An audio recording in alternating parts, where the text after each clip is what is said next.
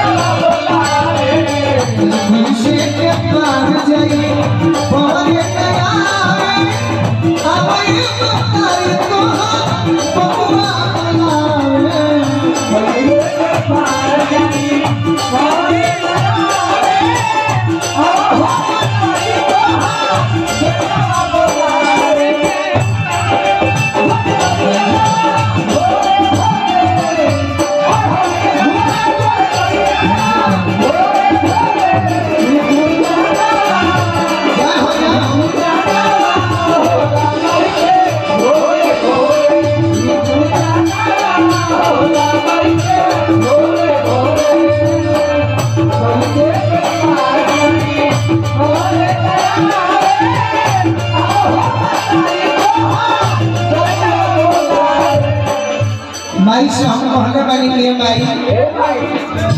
जीवन में कतनो सफलता मिलत रही सफलता के हम गिरम ना अतबो ना कह कि हम ही कुछ हो तू ही सब कुछ हो हम मालकीन तू ही स्वर्ग मसाज के सहबू बना खेले बोलुआ के लाज के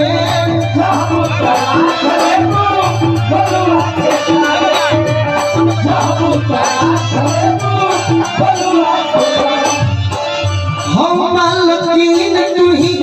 स्वर्ग मसाज के चाहबू तरा ले बोलुआ के लाज के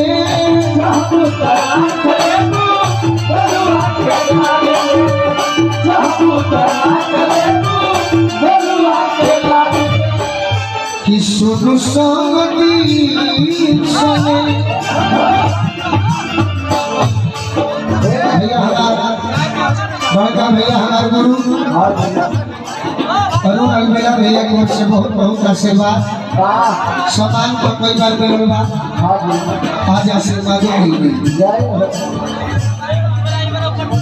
शेखर राय जी को इन सबसे आशीर्वाद देने लगी भैया के प्रणाम करो सोनू संगति लसने सोनू संगति लसने सिरा झुकावे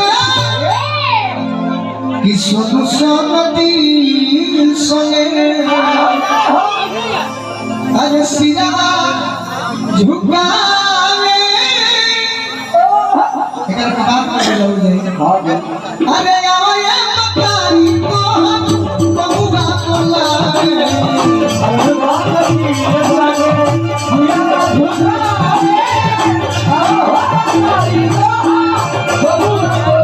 सुन सकती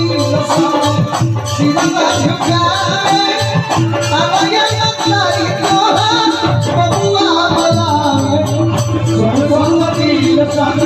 सिरवा झुकावे सुन सकती